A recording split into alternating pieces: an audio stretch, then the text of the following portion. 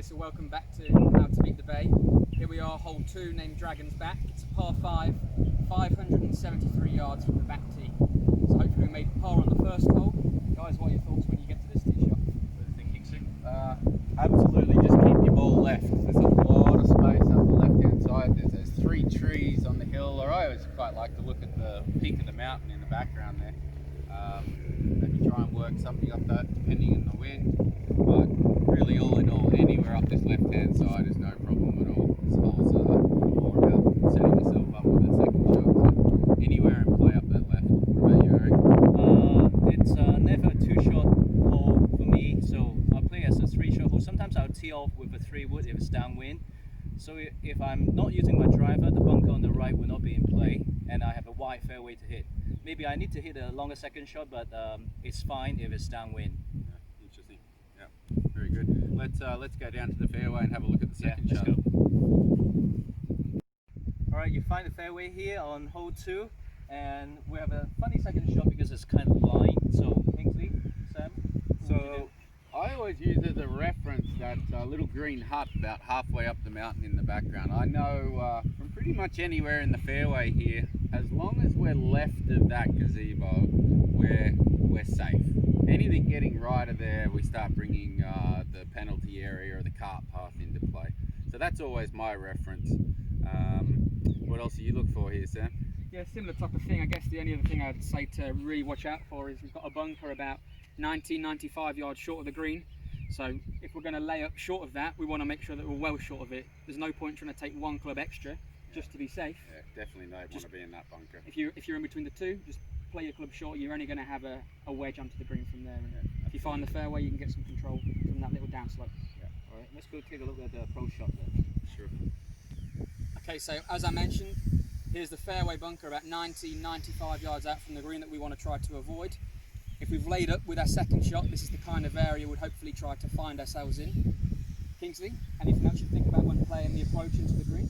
So we're somewhere around the 100-yard mark here. Club selection's important. We're on a little bit of a downslope here, which will make the ball go a little bit further. Always trying to avoid going over the back of this green. Again, your bailout's a little bit on the left side. The club selection's quite tricky off this downslope, and the wind can be a big effect here, depending on what time of year we're at. We're in a pretty exposed part of the golf course. You play less club into the green? Definitely a little less club off this downslope. And you know, as you get down a little further here, it might even be getting into 1.5 clubs. That ball's going to come out pretty low off this downslope, which doesn't hurt when it's quite windy here. Yeah, always play to the wind because wind is a big factor here on hole 2. I may not play less club, but I may do small swings just to make sure the ball get on the green. Control good visibility. Yeah, it's going to come out low anyways, the ball.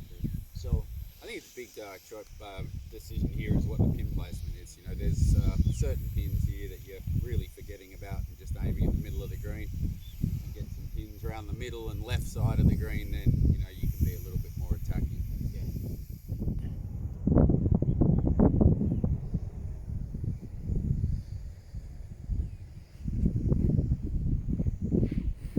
So we found ourselves down here, hole 2, hopefully green side in either 2 or 3 shots. What are you guys thinking? So we can see really big green. Club selection was important. Probably 3 to 4 clubs difference from back to front here. This is the area I'm sort of looking for though. This is your safe area here. A little bit of a slope down here, but a lot of space. Nothing to really chip over. Definitely your bailout area.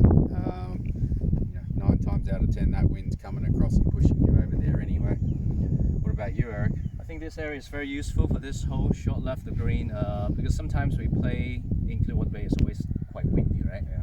We miss a shot left, we'll leave ourselves like a very easy chip, get back to the game, get a par, save a par, not bad to start around.